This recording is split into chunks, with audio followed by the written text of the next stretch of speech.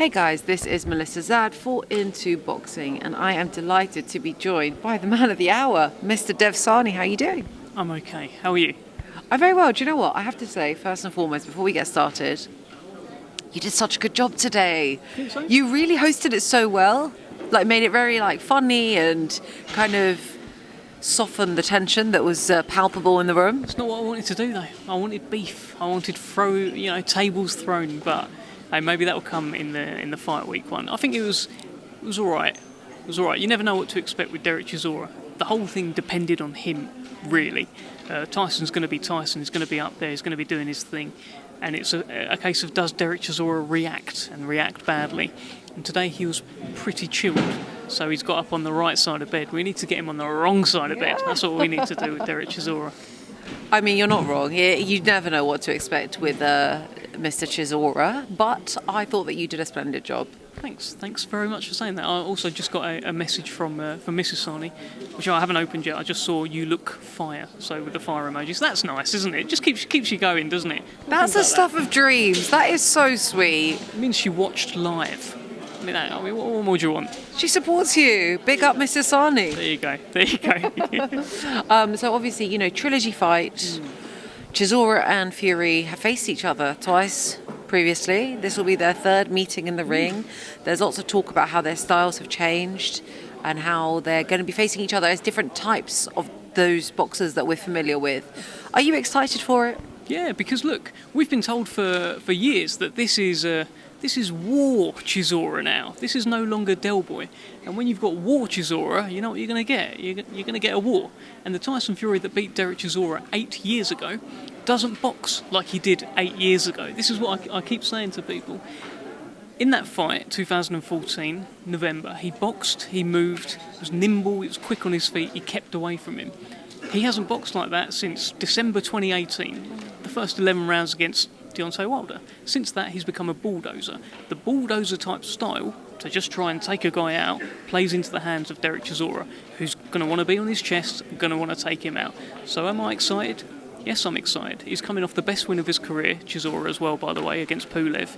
And in my opinion, he gave Alexander Usyk a tougher fight in 12 rounds than Anthony Joshua did in 24. Is there an argument to be made that the reason that he gave Usyk a tougher fight over 12 rounds was because that was Usyk's first real test as a heavyweight and he wasn't prepared perhaps for the power behind heavyweight shots? I mean, he had a bit of a ding-dong with Chaz Witherspoon, which I don't think his stock was particularly high after that fight as well. He appeared to not have a super easy night against Chaz Witherspoon, as you'd expect someone of Usyk's calibre to have. Was it a shock to the system? Yeah, I think so. And that was a blueprint there that Anthony Joshua should have followed. But he only did it for a couple of rounds in 24. So I understand what Tyson's saying. Tyson feels as though Usyk's being overhyped. And if you don't put too much stock into Usyk's win over Anthony Joshua, then maybe he is. Maybe he isn't the invincible guy that people are making out. Derek Chisora proved that you can have a lot of success against Alexander Usyk by boxing a certain way, and that's by sticking it right on him and being bigger, leaning on him, being bad, being nasty, and making him very uncomfortable. Chisora showed you can do that. Tyson Fury is a whole different kettle of fish to Derek Chisora when it comes to that. This bulldozer style, I think he would suffocate Usyk. It's very interesting, isn't it? Because obviously, as you said, Anthony Joshua only managed to do that to Alexander Usyk over a couple of rounds, but I think that there's a certain dog that exists within people, and certain other boxers don't have that war mentality, let's say. Yeah, well, look, one thing you're guaranteed with Chisora is that war mentality. I think the fight against Dillian Whyte that Tyson had, it felt like Dillian Whyte didn't really know what he was in that fight. He come out southpaw. I think he had he was thinking too many different things as to how he could actually beat him. Derek Chisora will not have that. He'll have one thing in his head, and that one thing is war. He knows exactly who he is. He knows exactly how to win the fights that he wins, and he's going to stick it right on Tyson Fury. He's got that dog in him. You see it every time he boxes. We know what Derek Chisora is. It's really exciting. I mean, I know that there's a lot of naysayers that have been on the sound wave to be like, it's not a fight we're interested in. But I think that, as you say, the last time they faced each other was so long ago that it'll be just interesting to see how they developed as individuals and boxers come December 3rd.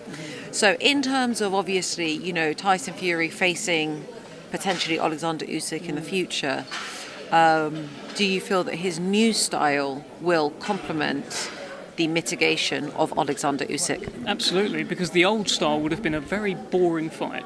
There's no doubt they'd have just been standing off, trying to pick each other off. This new style of Tyson Fury lends itself to a very entertaining fight. Now, he's changed his style. It might be that he's been forced to change his style, but hey, we all win because of that, and he's cemented himself as the best heavyweight in the world by knocking people out now. It's tremendous. He used to just, go the distance sometimes in fights that you think, oh, really? But now look at him. Did you know he's actually got more knockouts than Anthony Joshua now? Look it up. He's got more than him. I know he's had a few more fights, but he's got more than him now. So this bulldozer will be very interesting against Alexander Usyk.